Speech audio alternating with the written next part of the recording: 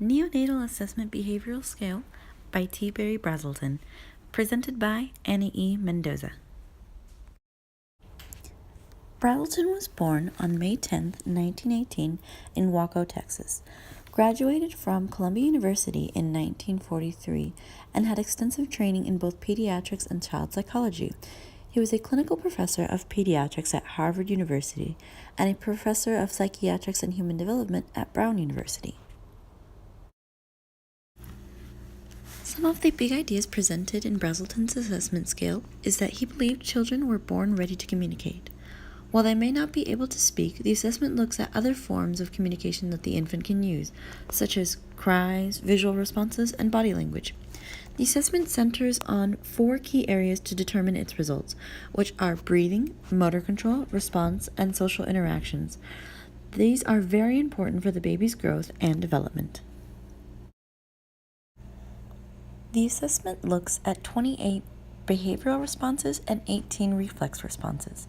The infant can be tested anywhere from birth up to 2 months. At the end of the exam, there is no numerical result given. Since the test is more about the personality of the baby, what is actually found is information about how the baby interacts with the world. One example is if they don't like loud noises, or how they can interact with others, and if they can recognize faces.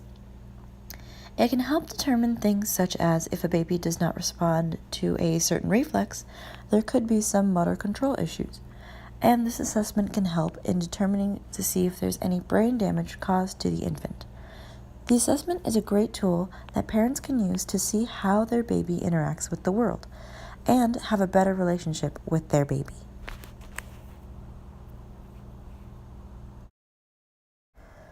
Overall, I do not see a real direct classroom application for this theory. The main reason for this is that the assessment is geared more for infants, and a lot of change and development can happen between the time this assessment was given and the time a child first steps into a classroom. It also focuses more on telling parents about their child. However, I believe that certain aspects of this assessment may be useful for information. Because the assessment is how a child responds to the world, that information can be used for us as teachers, and we can be mindful of it when thinking about how a student will respond in the classroom.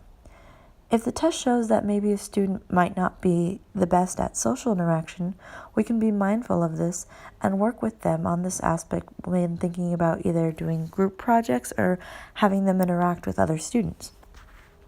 Also, because this assessment can help determine things such as brain damage, knowing if there's any type of impediments or anything that the child may be facing would be good information. Maybe either with motor control or a certain speech impediment, just to give a few examples. But there are a lot of other factors that can also determine how a student will either respond or learns in the classroom. And the assessment only looks at the response, but there are many things that can determine how the student can learn, and the assessment doesn't look at these certain aspects. However, some of the information that the assessment does give can be useful for us as teachers and can be used in our classrooms when that time comes, but should not be the main focus of our classrooms.